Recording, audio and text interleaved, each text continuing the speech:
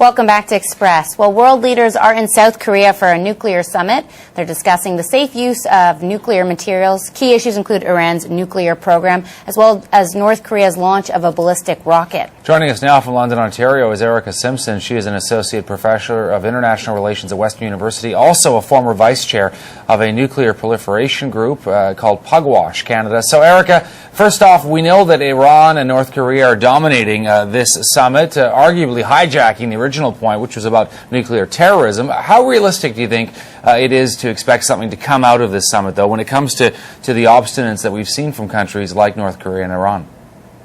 Yeah, the first summit that was held 2 years ago in Washington did focus on nuclear terrorism, and they thought that it did accomplish its goals to some extent. This conference is more focused on diplomatic negotiation, with the 54 countries talking about how to deal with countries like North Korea and Iran that are seemingly focused on acquiring their own nuclear deterrence. It's a really important conference. We're going into a whole bunch of diplomacy in the next few months. The NATO summit next month in Chicago, where they will also talk about NATO's strategic concept.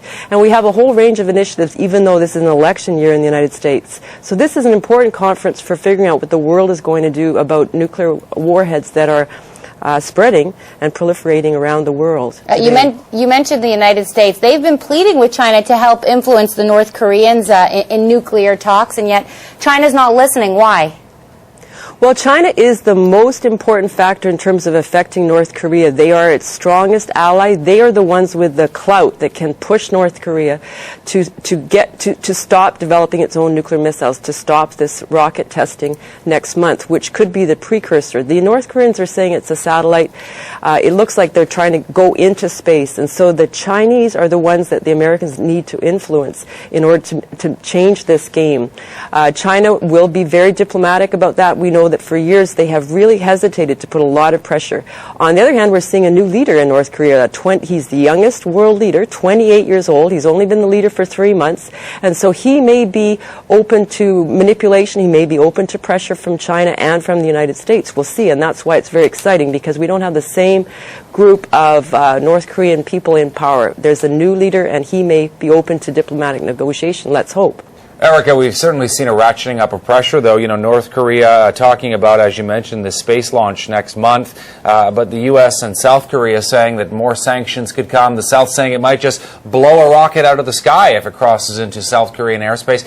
How many more sanctions can be brought to bear on North Korea? Well, the same question could be asked about Iran. How many more sanctions can be brought to bear against Iran, which is also suffering under sanctions? North Korea has always played a game where they have exchanged the prospect of sanctions for, they want more aid.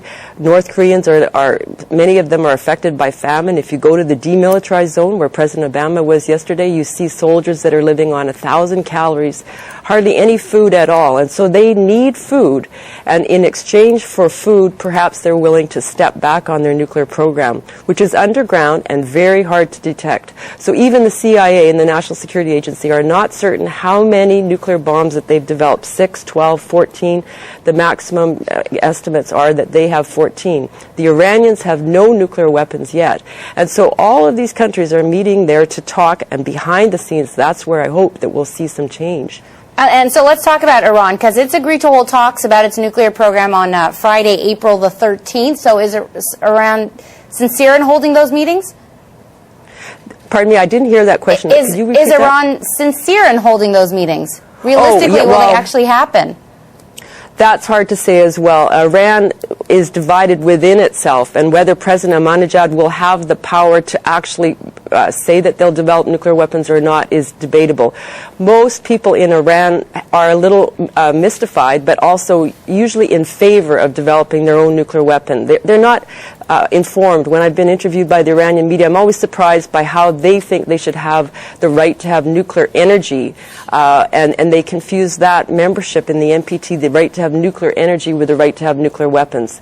So within Iran, they also are dancing around and playing a game. Whether they'll go to the brink and actually develop their own nuclear missiles is hard to say. Russia is the big player with Iran. Just like China is the big player with North Korea, Russia is the one that can really affect Iranian politics as well. President President Obama has power, but here his hands are tied to some extent. He wants a nuclear weapon-free world, and he was very firm about that yesterday in his talks. I don't know if you heard about his speeches and so on, but he basically re-emphasized his commitment to a world without nuclear weapons. He, as a father of 2 daughters and so on, wanting a world without nuclear weapons. So that's Erika, interesting too. Thank you very much. You. Erika You're Simpson with welcome. Western University. Appreciate it. Thank you. You're welcome. Bye-bye.